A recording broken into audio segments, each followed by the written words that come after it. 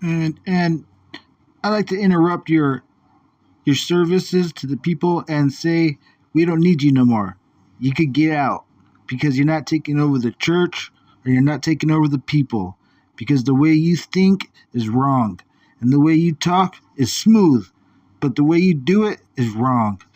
And you got to go. You got to go because you're false, you're fake, you're phony. It's phony baloney, Tony.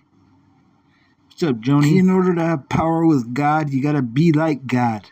Be with God. Be on His moral stature. To be on His level, you gotta think as God. You're not. You're just a man. But the Lord said unto Samuel, Look not on his countenance, or on the height of his stature, Samuel, look not on his countenance, or on the height of his stature, Samuel, look not on his countenance, or on the height of his stature, because I have refused him. For the Lord seeth not as man seeth, for man looketh on the outward appearance, but the Lord looketh on the heart.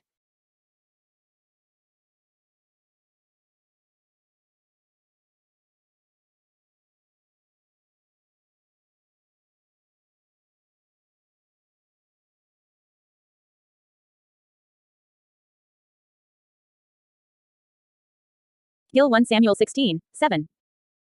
But the Lord said to Samuel, by a secret impulse upon his mind, as if he had spoken with an articulate voice to him, Look not on his countenance, which was comely and majestic, or on the height of his stature, which was like that of Saul's, and because the Lord had chosen him, who was superior to the people in this respect, Samuel thought he meant to have such an one now anointed king.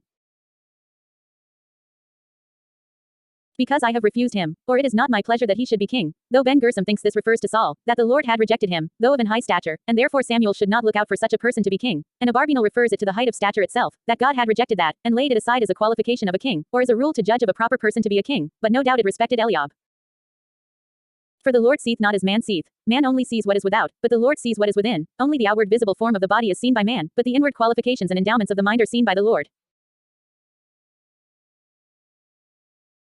For man looketh on the outward appearance, the comeliness of a man's person, the majesty of his countenance, the height of his stature, and size of his body, things which recommended men to be kings among the nations of the world. See comments on 1 Saw 9. 2. Or, to the eyes, at the liveliness, and briskness, and sharpness of them, thereby to judge of the sagacity and penetration of the mind, as physiognomists do, who guess at the disposition of men by them, when they are small or great, watery or dry, of this or the other color p. But the Lord looketh on the heart, and knows what is in that, what wisdom and prudence, justice and integrity, mercy and goodness, and other princely qualifications are in that. The Jewish writers conclude from hence that the heart of Eliab was not right, it may be, full of wrath, pride, envy, and amp, c, which disqualified him for government. But the